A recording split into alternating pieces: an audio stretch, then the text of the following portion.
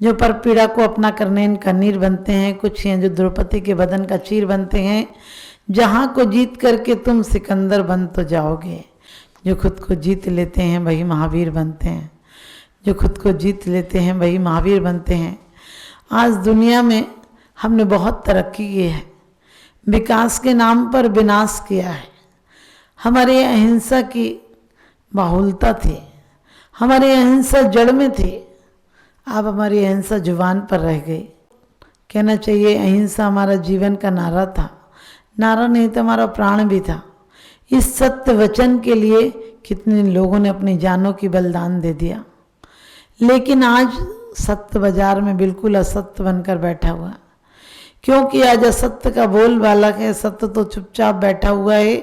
समझदारों का शोषण होता है, बुद्धिमानों की कोई इज्जत नहीं है, और जितने व्यभिचारी लोग हैं उनकी बहुत इज्जत है। एक बार एक जगह मुनिराज बैठे हुए थे और वहाँ बहुत बड़े बड़े श्रावक, जिनके बड़े बड़े आलीशान महल थे, बंगले थे, बड़ी बड़ी कोठियाँ थीं, और बड़ी बड़ी बग्गी और रथ में बैठ बैठ कर सब आ रहे थे। और ये उधर से एक गरीब आदमी जो कि मछुआरा था, नदी का रास्ता उसी जंगल से होकर जाता था, तो कहते हैं वहाँ आया और उसने देखा कि यहाँ इतने बड़े बड़े लोग, हजारों लोग बैठे हुए हैं, सब हाथ जोड़कर बैठे हुए हैं। क्या बात है, जरूर हो सकता है कि कोई महापुरुष होंगे। वो बेचारा जानता नहीं था, लेकिन बैठा रहा दूर, क्योंकि अमीरों के बीच में गरीबों की जाने की हिम्मत नहीं होती है, और चला जाए तो अमीर लोग इतने कहते पत्थर दिल हो जाते हैं कि उसके साथ अच्छा बर्ताव नहीं करते हैं। वो भी बेचारा बैठा रहा, और बैठने के बाद जब सब लोग चले गए तब उसने कहा आप सबको क्या दे रहे थे? उन्होंने कहा हम दे नहीं रहे थे, सब ले रहे थे। ध्यान रखना, आप लेने की परिभाषा ही जानते हो, देने की तो जानते ही नहीं हो। आदमी कुएं में गिर गया, एक आदमी, सब लोग कह रहे थे अपना हाथ दे, अपना हाथ दे, उसने दिया नहीं और वो तड़फ रहा था बचाओ बचाओ। एक आदमी उसका मिजाज जानता था, उसने कहा ले मेरा हाथ ले, और हाथ लिया और पकड़ के ऊपर आ गया। तो लोगों ने पूछा हम इतनी देर से कह रहे थे अपना हाथ दो, अपना हाथ दो, क्यों नहीं दे रहे थे? तो बोला मैं देने के नाम पर मर जाता, लेकिन देता कुछ नहीं। इसने बोला ले, तो मैंने सोचा मरते मरते भी ले तो लूं, और हाथ लिया तो मैं ऊपर निकल आया। तो ऐसी हालत है, लोग देने की नहीं लेने की परिभाषा जानते हैं। महाराज जी ने कहा कि सब लोग ले रहे थे। कहने लगे क्या ले रहे थे? बोले नियम ले रहे थे। तो कहने लगे मैं भी ले सकता हूँ। उन्होंने कहा ले लो। उन्होंने कहा क्या लेना है? कहने लगे कि तुम अहिंसा का नियम ले लो, जीवों को मत मारना। उसने कहा हमारा तो जीवों को मारना तो हमारा आजीविका है, हमारा पैसा है, हम उसके बिना क्या खाएंगे, और वो हम नहीं छोड़ सकते हैं। लेकिन साधु जानते हैं कि उत्थान के लिए किसी को भी जरा सा रास्ता मिलना चाहिए, कोई ना कोई उपाय बता देते हैं। हमारे मुनिराज इतने दयालु होते हैं कि वो भव्यों को कोई ना कोई रास्ता खोल देते हैं। उन्होंने कहा कम से कम ऐसा तो कर सकते हो कि जो पहली बार आए उसको छोड़ देना, उसको तुम जीवन दान दे देना। उसने कहा पहली बार आएगा तो छोड़ दूंगा, फिर तो ले सकता हूँ। उन्होंने कहा वो तुम्हारा व्यापार, में ये नहीं कहूँगा कि तुम मारो किसी को, लेकिन तुम जानो, लेकिन पहले बार को तुम जीवन दान देना, पहले बार जो जीव आ जाए उसे जीवन दान देना। और उसने कहा ठीक है, तो नियम सरल है, इसमें तो मेरे को कोई दिक्कत भी नहीं है, क्योंकि एक आती मछली आएगी इसको फेंक देंगे। और एक बार मछली आई, एक सबसे पहली बार जो मछली आई उसने अपने कपड़े का, अपनी लुंगी का टुकड़ा फाड़ा और उस पर बांध दिया पहचान के लिए हल्का सा कि निशान रहे। और वो 2-3 बार वही आई। अब उसने सोचा इस किनारे पर हूँ तो यही आ रही है, जाता हूँ दूसरे किनारे पर, नदी के दूसरे किनारे पर गया और अपना जाल डाला, लेकिन वही मछली आई। क्योंकि आपकी प्रतिज्ञा आपके साथ परीक्षा लेती है। आप नियम लो और उसके संघर्ष आपको तुरंत आ जाएंगे। आप नियम लोगे और तुरंत आपके सामने प्रतिज्ञा की चुनौती आ जाएगी कि आप पाल पाते हैं या नहीं पाल पाते हैं। आप देखना, आप रात्रि भोजन छोड़ दो, रात्रि का पानी छोड़ दो, तुरंत आपको ऐसी समस्याएं लगती कि पीना पड़ेगा। लेकिन आपने उस पर यदि विजय प्राप्त कर ली तो आप ठीक हो जाओगे, आपका जीवन उत्थान की तरफ चला जाएगा। तो उसने भी दूसरी तरफ गया और जाल डाला कि इस तरफ तो अब तो मछलियाँ लेकर जाऊंगा। और कहते हैं कि जैसे ही जाल डाला तो वही मछली आई, एक ही मछली आई और करीब 5 बार आई, लेकिन वो हार मानकर सब उस मछली को छोड़ाया और उस दिन कोई मछली नहीं आई। और कहते हैं कि जब घर आया तो पत्नी ने कहा कुछ लाए कि नहीं, उसने कहा आज ऐसा ऐसा हो गया। पत्नी ने गुस्से में धक्के देकर कहा तुम जाओ बाहर, कुछ नहीं लेकर आए तो चूल्हा क्या जलेगा, क्या खाओगे, क्या बेच के आए हो, कुछ पैसे भी नहीं लाए, कुछ नहीं लाए, क्या होगा। और कहते सर्दी की रात थी, वो बाहर बैठा हुआ था और एक सांप आया और उससे काट गया। और थोड़ी देर बाद पत्नी उसे देखने गई कि ठंडी की रात है, क्या हो रहा होगा, देख के लाती हूँ, बुला के लाती हूँ। तब तक पति मर चुका था और हरा नीला पड़ गया, सांप का जहर चढ़ गया था। पत्नी समझ जाती है कि इन्हें किसी जहरीले जानवर ने काट लिया। अचानक उसे सांप बिल में जाता हुआ दिखता है और सोचती है इसी ने काटा है, और अपना हाथ भी उस हाथ बिल में दे देती है कि मैं भी मरूंगी, अब इनके बिना क्या करूंगी, मेरी गलती से मरे हैं, मैं इनके साथ मरूंगी। और जैसे ही सांप के बिल में हाथ दिया, सांप ने उससे भी काट लिया और दोनों मर जाते हैं। आप देखिए दोनों का भाग्य कैसे करके उदय आता है कि वो एक सेठ के यहाँ लड़की होती है और ये भी एक सेठ के यहाँ जन्म होता है इसका, ये गर्भ अवस्था में होता है, तभी इसका सारी संपत्ति नाश हो जाती है। बहुत ज़्यादा राजा इसे कहते प्रताड़ना देता है इसकी माँ को, लेकिन इसकी एक बड़ी बहन थी। और एक दिन राजा उसको कहता है कि तुम अपनी बेटी मेरे बेटे को दे दो, क्योंकि मेरे बेटे की जिद है। बेटे ने देख लिया था उस कन्या को और कहने लगा मैं इससे विवाह करूंगा। अपने पिता को जब बताया तो उसके पिता ने कहा क्या बड़ी बात है, अरे कौन सेठ चाहेगा कि उसकी बेटी पुत्र वधू राजवधू ना बने। और रहा कि तुमसे शादी की बात, आज ही प्रस्ताव भेज देता हूं। सेठ सुनकर प्रस्ताव खुश हो गया। आप भी तो खुश हो जाते हैं कि आपकी लड़की किसी बड़े घर में चली जाए, लेकिन फिर भी अपनी पत्नी से चर्चा करते हो। राजा ने जब कहा कि तुम अपनी लड़की का हाथ दे दो, उसने कहा ये तो खुशी की बात है, लेकिन मैं जरा लड़की से और उसकी माँ से सलाह ले लूँ।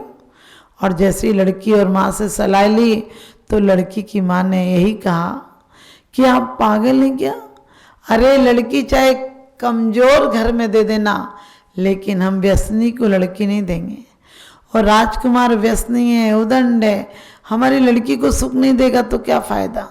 हमारी लड़की नमक रोटी खा लेगी, मिट्टी के मकानों में रह लेगी, लेकिन उसे सदाचारी सदग्रस्त का बेटा चाहिए, हमें धर्मात्मा युवक चाहिए। और कहते हैं लड़की ने मना कर दिया, पिताजी मुझे आप कुएं में ढकेल देना चाहे, लेकिन मैं व्यसनी के यहाँ नहीं जाऊंगी।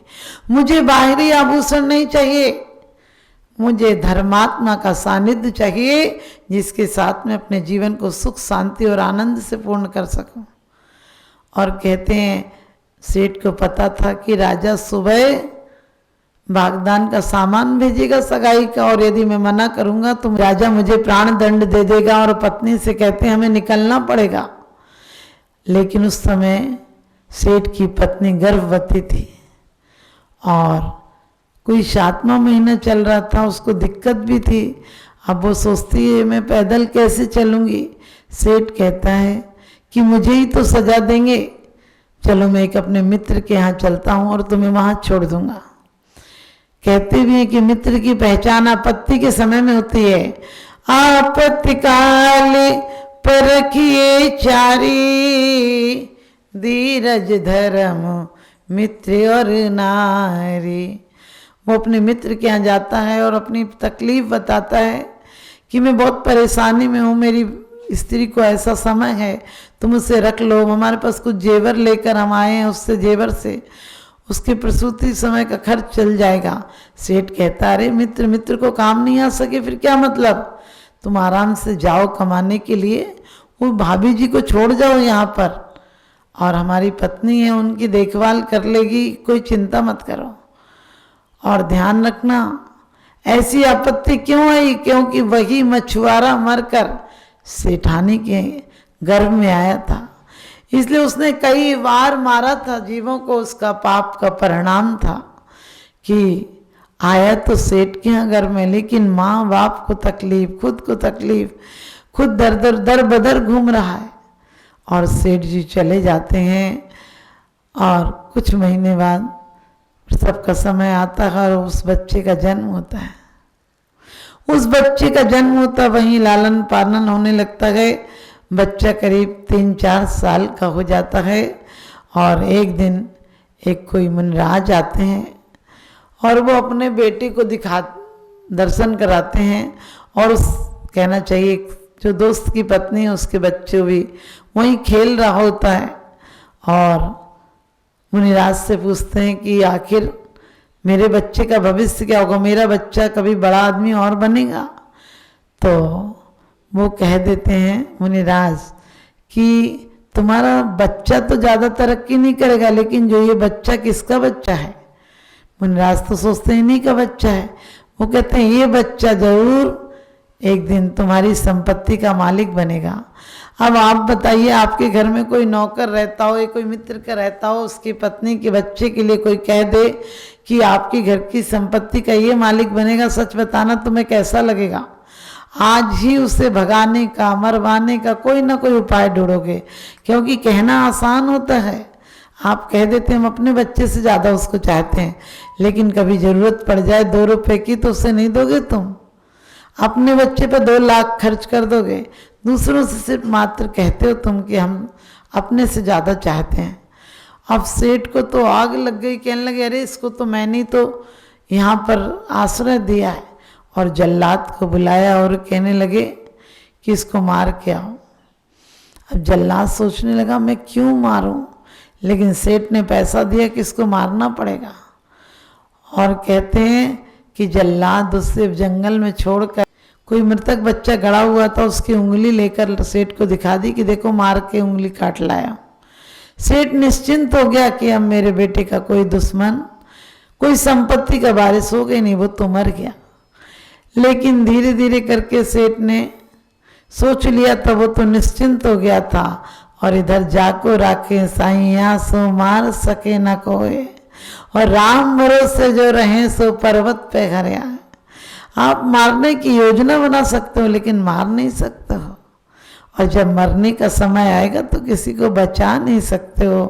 राजा राणा छत्रपति हथियन के असवार, मरना सबको एक दिन, अपनी अपनी बार जिस समय आ जाती है। मौत जब आती है, मौत आंधी की तरह आती है, जिंदगी फिर नहीं बच पाती है। हमें तो आदत है घर बदलने की, मौत तो नाहक में बदनाम हो जाती है। उसके साथ भी ऐसा ही हुआ। वो गया और उसने कहीं से व्यापारी के यहाँ ठहरा और वहाँ देखा कि लगता तो युवक यही है, क्योंकि उसके कुछ चिन्ह पहचान लिए उसने। कहने लगे मैंने तो जल्लाद को मारने को दिया था, ये कैसे बच गया? और सेठ की भी एक बेटी थी, उसने कोई षड्यंत्र बनाकर, जिसके यहाँ वो कोई बच्चा पल रहा था, युवा हो गया था, जिस सेठ के यहाँ वो कोई हीरों का व्यापारी था, उसके यहाँ घी का काम भी था। अचानक बहाना बनाया कि मेरे घर पर घी देना है, तुम्हारा लड़का दे आएगा क्या? अब ये भी बड़े आदमी थे, इनकी बात रख ली और उसने कहा चला जाएगा मेरा बेटा। और उसने एक पत्र लिख कर दिया और पत्र पर अपनी बेटी का नाम बिस्सा था और लिखा कि इसको विष दे देना। और वो युवक तो सरल मन से लेकर आ गया घी का घड़ा, और रास्ते में थक गया था, पैदल चलकर आ रहा था, इसलिए एक जंगल में एक बगीचे में, बेस्या का बगीचा था, उसमें सो जाता है। बेस्या देखती इतना सुंदर युवक, कैसा हिस्ट पुष्ट सुंदर और सुडौल, शांत सो रह जाती है पास में और देखती है कि इसमें कुछ पैसा वैसा है कि नहीं, कहीं तो बात नहीं करूं। और वो पैसा टटोलने लगती, तभी इसके हाथ में एक कागज आता है और कागज को खोल कर देखती, उसमें लिखा है इसको तुरंत विष दे देना, देर मत करना, मेरे आने का इंतजार मत करना। वो सोचती है अब क्या करूं, कम से कम विष को कुछ तो बना दूं ताकि ये बच जाए। और उससे पता नहीं था कि सेठ की लड़की का नाम विषा था। वो अपनी काजल की कोर से लेकर और एक लकड़ी छोटी सी तिनका उठाकर उसमें एक डंडी खींच देती, वो विषा हो जाता है।